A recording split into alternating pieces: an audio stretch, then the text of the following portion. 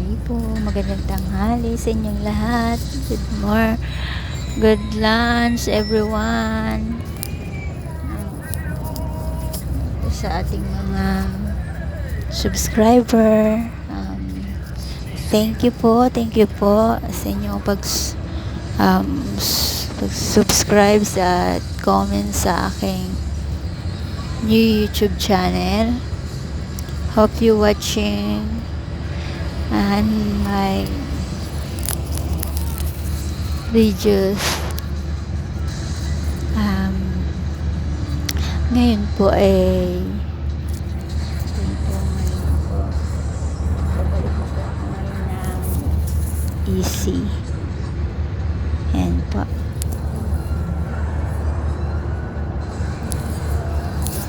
Napakabanayad po ng daan. Sobrang maaliwalas po ang biyahe at maaliwalas ang panahon. Kanina po, bago ako umalis ng San Andres Bukid, makulimlim lang po, maulan. Pagbaba ko sa may Cubao, going to the bus terminal, it's super maulan. Medyo naulanan pa nga po ako.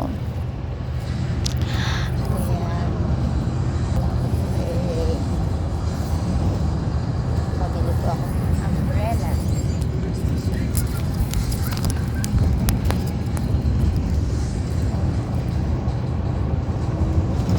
Right, because of raining, pabili po ako ng umbrella.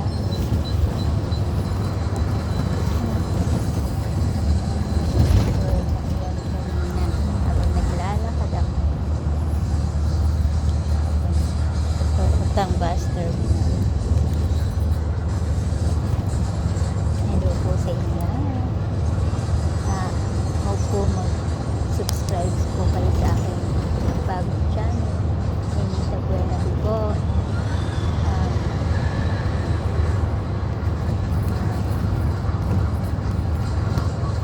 Hello po. Tangkilikin niyo yung aking bagong YouTube channel.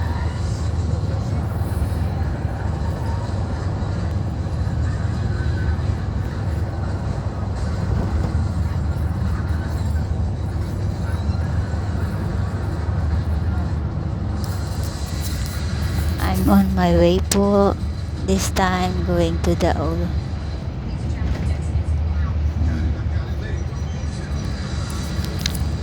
sa ngayon.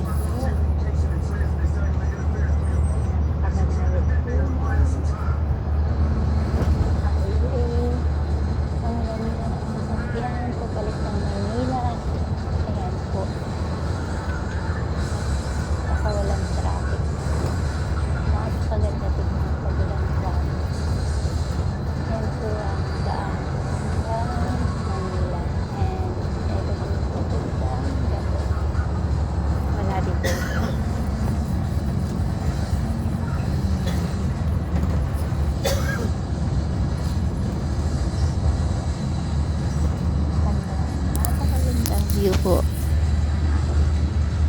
Lugar patong Angeles City.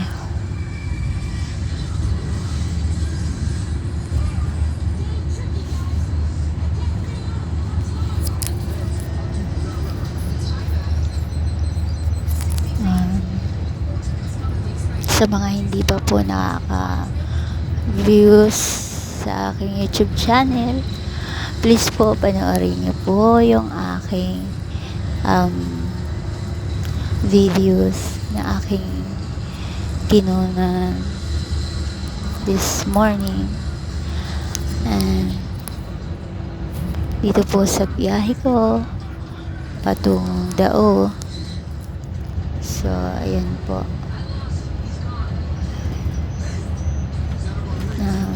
Mayroon po tayong magandang tanawin sa lugar na to. I hope po magustuhan nyo mga kaibigan, kapamilya. Hope you watching.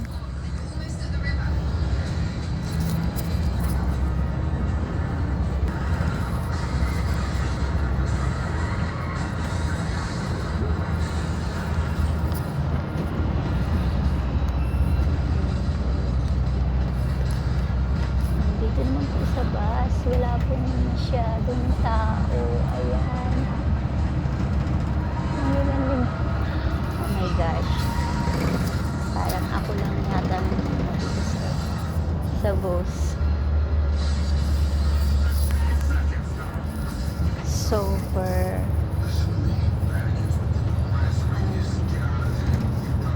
Dito po tayo ngayon para another video para sa ating mga viewers. So, ako po si Tabuenaki. Yes, I was 46 years old. I was born in 1978.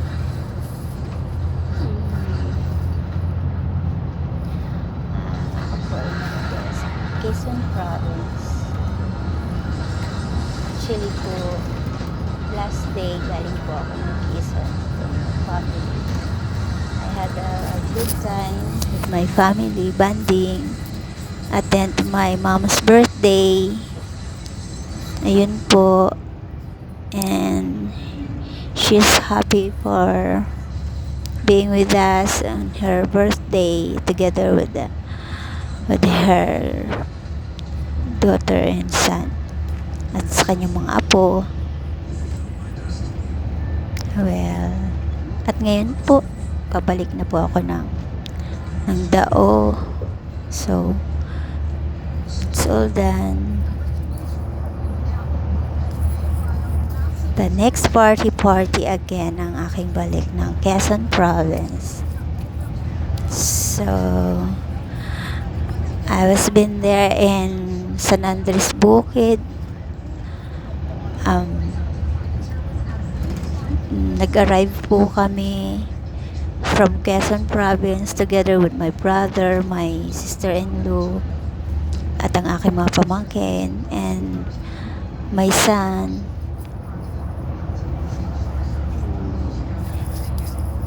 Siguro mga 9 ng gabi or fast 10 like that. So it's so traffic in Rizal. That's why late arrive in house of my brother Romnick in San Andres Bukid. So I wake up early together with my son kasi po ang anak ko is studying in Manila, kaya po maaga po talaga kaming bumangan pareho kasi nga kailangan niyang maaga pumasok sa school. I wake up 4 a.m. in the morning. So I preparing for my son's food. So actually hindi naman siya nagpapaprepare sa akin kasi he know how to prepare himself. Syempre as a mom, kailangan ko pong pag-prepare yung anak ko because I love my son. As a mom, I want to be a good mom for my son. And yes, happy po ako na napagsilbihan ng aking anak. Yun po. I'm so happy for taking care of my son. That's why and I need to wake up early in the morning.